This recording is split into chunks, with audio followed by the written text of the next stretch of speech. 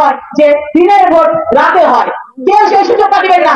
এইবার হবে কি, আমার ভোট আমি দেবো, যাকে খুশি তাকে দেবো, আপনার যাকে পছন্দ তাকে দিবেন, কিন্তু আপনার নিজের ভোটটি আপনি নিজে দেবেন। ভোট যেন কেউ চুরি করতে না পারে। 2018-তে আমিও একজন ক্যান্ডিডেট ছিলাম। আমি ভোট কেন্দ্রে গিয়ে দেখি আমার ভোট দেওয়া হয়ে গেছে।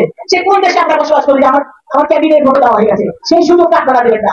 একেবারে ধরে ফেলবেন এখানে, কেউ যেন কোনো ভোট চুরি করতে না পারে। আমরা ভোট চুরি করতেও চাই না, আমরা ভোট বিনা ভোটে নির্বাচিত হতে চাই না। আমরা চাই যুদ্ধ করে লড়াই করে জিততে। আমার ভোট আমি দিব, যাকে খুশি তাকে দিব। আফার কথার সাথে আমিও একমত। আফা, আপনার কথার সাথে আমি একমত, কিন্তু আফা এটা তো ক্লিয়ার করলেন না যে আওয়ামী লীগের নেতাকর্মী বাংলার মাটিতে আছে 60 থেকে 70%। তাহলে আওয়ামী লীগের নেতাকর্মীদেরকে যদি নির্বাচনে অংশগ্রহণ করতে না দেন, তাহলে আওয়ামী লীগের নেতাকর্মীগুলা ভোট কাকে দিবে? আপনি বললেন আমার ভোট আমি দিব, যাকে খুশি তাকে দিব। আপনি এটাও বললেন আপনার ভোট কেন্দ্রে গেছেন, ভোট দিয়ে দিছে, আপনি যাই শুনছেন। তো আফা আপনি বলছেন আপনার বিগত দিনে নির্বাচনে অংশগ্রহণ করতে পারেন নাই, ভোট দিতে যেতে পারেন নাই। তো আফা, এখন আপনারা যদি নির্বাচনে অংশগ্রহণ না করেন, তাহলে আমরা কি করব?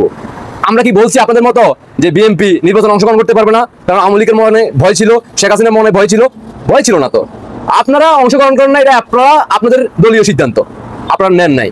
কারণ আপনারা বাংলাদেশের মানুষের কাছে যাইয়া আপনারা ভোট চাইবেন, বাংলাদেশের মানুষদের কাছে ভোট চাইবেন, কি দেখাইবেন যে আপনারা কি করছেন উন্নয়ন, সেটা তো আপনারা দেখাতে পারবেন না। কারণ তখন তো সে 2009 সালের পর থেকে মাননীয় প্রধানমন্ত্রী শেখ হাসিনা একের পর এক উন্নয়নের জোয়ার বাংলার মানুষ দেখে ফেলছে 16 বছরে, যেখানে প্রতিদিন একটা দুইটা করে যে একের পর এক যে কোনো প্রজেক্ট উদ্বোধন করতেছে। কিন্তু আপনারা তো বাংলার জনগণের কাছে যাইয়া কি বলবেন যে আমরা কি করছি, সেজন্য আপনারা ভয়ে আপনারা নির্বাচন প্রচারণা যাইতে পারবেন না, মানুষের কাছে কি বলবেন, এই জন্য আপনারা নির্বাচনে অংশগ্রহণ করেন নাই। কিন্তু এখন আপনারা নির্বাচনে অংশগ্রহণ করার জন্য আওয়ামী লীগের নেতাকর্মীদেরকে দিবেন না, জোর খাটাচ্ছেন। আপনারা যদি বুকে সাহস থাকে, তাহলে আপনারা বলবেন আসো সবাই মিলে নির্বাচন করি, তাহলে দেখি কে পাস করে। এখন আপনারা আওয়ামী লীগের নেতাকর্মীদেরকে কেন নির্বাচনে অংশগ্রহণ করতে দিবেন না? কারণ হচ্ছে, কারণ আওয়ামী লীগের নেতাকর্মীরা নির্বাচনে প্রচারণা করতে গেলে বাংলার জনগণকে বলতে হবে না কি উন্নয়ন করছে। একের পর এক পদ্মা সেতুর, মেট্রো রেল, রাস্তাঘাট, বিদ্যুৎ কেন্দ্র, বঙ্গবন্ধু স্যাটেলাইট, এই ধরনের লাভ লাভ লাভ লাভ লাভ অনেক কিছু বা আওয়ামী লীগের নেতাকর্মীরা তাই বলতে হবে না জনগণকে। এই জন্য আপনারা চিন্তা করছেন না তাদেরকে বন্ধ করে দিই, তারা যদি অংশগ্রহণ না করতে পারে, তাহলে তো আমরা বাংলাদেশের জনগণের কাছে যাইয়া নির্বাচনে প্রচারণা করতে সময় যখন বাংলাদেশের জনগণ বলবে যে আওয়ামী লীগে তো এই করছে, আপনারা তো কিছু করেন নাই, তখন আপনারা বলবেন যে এখন তো আওয়ামী লীগ অংশগ্রহণ করতে পারে নাই, রাষ্ট্রীয়ভাবে নিষেধাজ্ঞা আছে, তারা অংশগ্রহণ করে নাই, তো আপনারা এবারে আপনারা আমাদেরকে ভোট দেন, আমরা চেষ্টা করবো আওয়ামী লীগের মতো আওয়ামী লীগের মতো উন্নয়ন করতে। এটাই তো নাকি?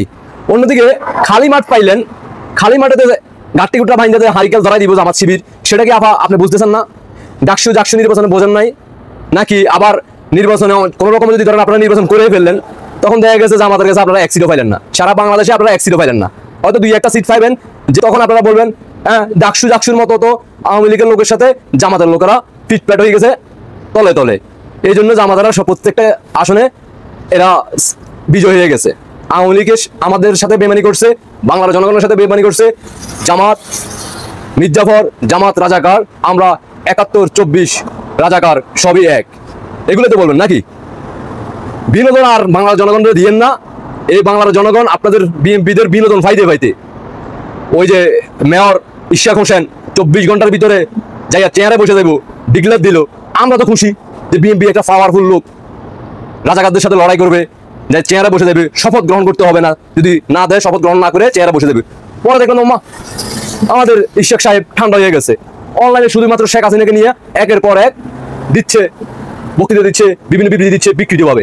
ধানমন্ডি 32 ভাঙছেন, আপনারা অর্থনৈতিকভাবে টাকা ডোনার দিচ্ছেন জামাতের লোকদের নেতাকর্মীদেরকে, আপনাদের নেতাকর্মীদেরকে ফাটাইছেন, বুলডোজার ফাটাইছেন, বঙ্গবন্ধু ভাস্কর্য ভাঙছেন, মাননীয় প্রধানমন্ত্রী শেখ হাসিনাকে নিয়ে অগণিত আপনারা, সে রবীন ফারানা থেকে শুরু করে আপনারা নেতাকর্মীরা ইন্ডিয়ার এই মোদির এই সেই অনেক কিছু বলছেন।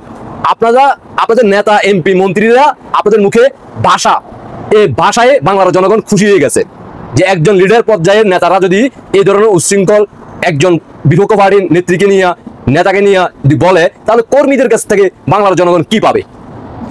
এই জন্য আপনারা ডাকসুর মধ্যে বুকিং হয়ে গেছেন, হারিকেল ধরা দিছে, এখন রাতের অন্ধকারে কান্না করেন, আবার এখন জাতীয় নির্বাচন নিয়ে বড় বড় কথা বলেন। বাংলার জনগণ জোয়ার চলে আসছে, বিএনপি ক্ষমতা চলে আসছে। আসল মূল কথা হচ্ছে আপনারা একটা সিটও পাইবেন না, একটা সিট চ্যালেঞ্জ দেখেন। আপনারা বিএনপিরা জামাতের সাথে নির্বাচন করবেন, বিএনপি ব্যতীত সব দল থাকবো যে জামাতের দিকে, আর আপনারা একলা থাকবেন। আপনাদের প্রত্যেক এলাকার মধ্যে চাঁদাবাজির রেকর্ড আছে, টেন্ডারবাজির রেকর্ড আছে, এগুলো বাংলার জনগণ জানে, হাওয়া ভবনের খবর জানে, 21 গ্রেনেডের খবর জানে, 10টা অস্ত্রের মামলার খবর জানে, এগুলো অগণিত। নায়ক নায়িকাদের সাথে হাওয়া ভবনে কি হইতো এগুলো সব জানে।